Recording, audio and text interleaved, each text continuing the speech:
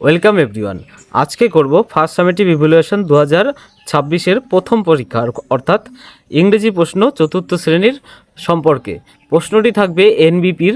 এই সেটটির প্রশ্ন যাদের পরীক্ষায় আসবে তারা অবশ্যই ভিডিওটি ভালো করে দেখবে, যাদের পরীক্ষা আসবে না তারাও দেখতে পারো প্র্যাকটিসের জন্য।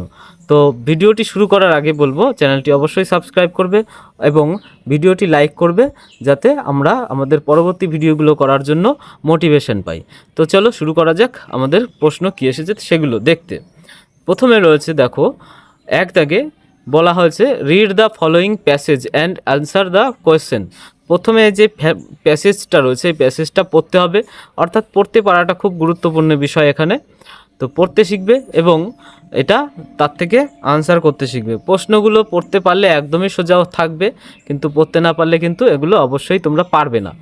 বলা হয়েছে লিপি ইজ এ লিটল গার্ল। লিপি একটা ছোটো মেয়ে। She is 9 now. She lives with her parents. সে তার বাবা মার সঙ্গে সুখনগরে থাকে। Every year a big fair is held in the village. তাহলে প্রতি বছর একটা বড় মেলা হয় ওই যে গ্রামের মধ্যে। It is going on right now. এটা এখনই হচ্ছে। Lipi's father makes masks of various kind. তাহলে লিপির বাবা বিভিন্ন রকমের মুখোশ তৈরি করে। He sells them in the fair. সে এই মুখোশগুলো সেখানে বিক্রি করে। হু ইজ লিপি? তাহলে এখানে রয়েছে লিপি ইজ এ লিটিল গার্ল, সেটাই লিখতে হবে। লিপি ইজ এ লিটিল গার্ল একটুকু লিখলেই হয়ে যাবে। What does Lipi's father make? লিপির বাবা কি বানায়? তাহলে Lipi's father makes mask of various kind. এই পুরো লাইনটা এখানে দেখে দেখে লিখে দিলেই হবে। এগুলোই হলো সুবিধা। যারা প্যাসেজ পড়তে পারে তাদের জন্য দেখে দেখে শুধুমাত্র লিখে দেওয়ার একটা সুযোগ থাকবে। শুধুমাত্র এইটুকু লিখতে পারলেই 2 নম্বর পাওয়া যাবে। এই যে 2 নম্বর। তারপরে চলে আসবো ট্রু ফলস লিখতে। দেখো ট্রু ফলসও আমাদের ওখান থেকেই দেখা যাবে। The dolls are made of wood. তাহলে যেই পুতুলগুলো কি কাঠের তৈরি ছিল? না, সেগুলো কাঠের তৈরি ছিল না। এটা আমাদের ফলস হবে। তারপরে মনসুর ইজ রুবিনাস ফাদার। মনসুর রুবিনার বাবা। এটা ঠিক, তাহলে এটা ট্রু হবে। এবারে আমরা চলে আসবো আমাদের পরের প্রশ্নে। পরের প্রশ্নে দেখো এই পর্যন্ত রয়েছে, যেখানে বলেছে tick which are friendly to environment and cross which are harmful to it. তাহলে আমাদের পরিবেশের সম্পর্কে যেগুলো ভালো হবে সেগুলো টিক দিতে হবে, এবং যে পরিবেশের জন্য যেগুলো ভালো নয় সেগুলো ক্রস দিতে হবে। তাহলে প্রথমেই রয়েছে টু প্লান্ট আ ট্রি। একটা গাছ পুঁততে হবে, এটা তো টিক দিতেই হবে, কারণ এটা ভালো কথা। To throw garbages in rivers. আমাদের নদীতে জঞ্জাল ফেলতে হবে, এটা তো ক্রস দিতে হবে। নদীতে জঞ্জাল ফেলা উচিত নয়। তারপরে রয়েছে the to dump chemicals in seas. তার মানে সমুদ্রে যে রাসায়নিক পদার্থ সেগুলো ফেলে দিতে হবে, এটাও ক্রস। না, এগুলো করতে হবে না। To take care of garden. বাগানের পরিচর্যা করতে হবে, এটা টিক দিতে হবে। To make drinking water sources clean. তাহলে করতে হবে কি? পরিষ্কার করতে হবে আমাদের পানীয় জলগুলো, এটাও টিক দিতে হবে। To use less car on street. তাহলে অবশ্যই কম গাড়ি ব্যবহার করতে হবে হচ্ছে রাস্তায়, তাহলে এটাও টিক দিতে হবে। চলে আসবো আমাদের পরের প্রশ্ন। এই প্রথম পৃষ্ঠার প্রশ্নগুলো আমাদের কমপ্লিট হলো। তোমরা বারবার প্র্যাকটিস করে নেবে যাতে পরীক্ষার সময় একটাও ভুল না হয়। ধন্যবাদ। চলো পরের পৃষ্ঠায় দেখা যাক। পরের পৃষ্ঠা রয়েছে fill in the blanks with choosing appropriate word from the brackets. এখানে ব্র্যাকেট থেকে সঠিক উত্তরটি নিয়ে আমাদের লিখতে হবে। আই সি অথবা সিজ। তাহলে আইয়ের পরে সবসময় সি হবে। যেগুলো থার্ড পারসন সিঙ্গুলার নাম্বার হয় শুধুমাত্র সেগুলোর পরেই সিজ হয়। তাহলে I see a tram on the street. He, দেখো he third person singular number, অর্থাৎ এ একা রয়েছে এবং থার্ড পারসন রয়েছে, সেক্ষেত্রে এটা হি থিঙ্কস হবে, এই থিঙ্কসটা হবে। হি thinks I am clever.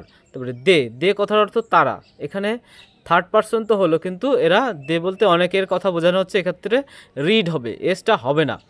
They read the book several Times.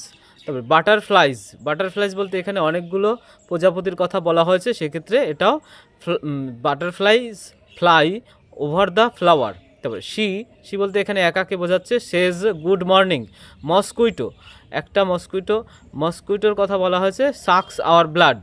Mosquitto আমাদের রক্ত চষে। তারপরে চলে আসবো আমাদের পরের প্রশ্ন 4 দাগে বলা হয়েছে make meaningful sentences of your own with the following ওয়ার্ডস।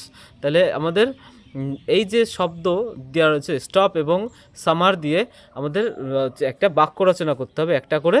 তারপরে সেগুলো মিনিংফুল হতে হবে স্টপ দিয়ে। তাহলে স্টপ দিয়ে আমরা কি করতে পারি, স্টপ দ্য কার, অথবা রেইন স্টপড দ্য সানরেজ, এরকম করে হতে পারে। সামার দিয়ে আমরা কি করতে পারি, সামার দিয়ে তোমরা লিখতে পারো we went on a summer vacation, তাহলে দিতে পারো সামার দিয়ে যে কোনো কিছু একটা বললেই হবে। আন্ডারলাইন দ্য কমন জেন্ডার তোমরা চেনো, যেগুলো বোঝাতে গেলে উভয় লিঙ্গ বোঝায়, ছেলে অথবা মেয়ে দুটোকেই বোঝাতে পারে। সেরকম কি হতে পারে, he played with a child, এখানে চাইল্ড বলতে ছেলে মেয়ে দুটো বাচ্চাকেই বোঝাতে পারে, সেক্ষেত্রে এই চাইল্ড হলো গিয়ে common gender. Underline the neuter gender কথা অর্থ যেক্ষেত্রে কোনো জেন্ডারের কথাই বোঝানো যায় না, যেমন I write with a pen, এই দেখো পেন কিন্তু ছেলে মেয়ে কিছুই বোঝায় না, এক্ষেত্রে পেনটা হবে হলো আমাদের নিউটার জেন্ডার, পেনের তলায় দাগ দিতে হবে। Rearrange the following words to make meaningful word sentences, তাহলে এগুলো রিয়ারেঞ্জ করতে হবে। কি করতে হবে, মিল্ক আস কাউস গিভ, তাহলে কি হবে কাউস গিভ আস মিল্ক। তারপরে মিট, ডগস ইট টু লাভ, তাহলে dogs love to it meet, এরকম করে এখানে সাজিয়ে লিখতে হবে। তারপরে রয়েছে কতগুলো প্রশ্নর উত্তর করতে হবে, তো প্রশ্নের উত্তরগুলো আমরা দেখব কি হতে পারে, তোমরা অবশ্যই এগুলো প্র্যাকটিস করবে।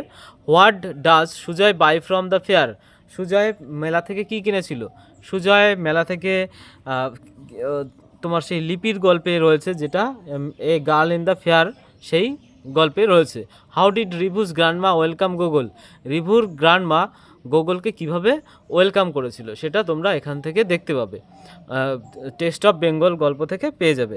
Why did woman keep on sweeping, তাহলে বৃদ্ধ মহিলাটি কেন ঝাড় দিতেই থেকেছিল, এটা তোমাদের দ্য ওল্ড ওম্যান বলে একটা গল্প আছে, সেই গল্পের থেকে তোমরা why is the sky so high এরকম বলে কিছু একটা গল্প রয়েছে, সেই গল্প থেকে তোমরা এর প্রশ্নের উত্তর পেয়ে যাবে। What was the thing that Google did not like, কোন জিনিসটা গুগল পছন্দ করেনি, এটাও টেস্ট অফ বেঙ্গল থেকে তোমরা পেয়ে যাবে। প্রশ্ন এ পর্যন্তই, তোমরা অবশ্যই এগুলো ভালো করে প্র্যাকটিস করবে, চ্যানেলটি সাবস্ক্রাইব করবে, যেহেতু পরবর্তী ভিডিওগুলো তোমাদের কাজে লাগবে। তো চ্যানেলটি সাবস্ক্রাইব করবে এবং ভিডিওটি অবশ্যই লাইক করবে। ধন্যবাদ।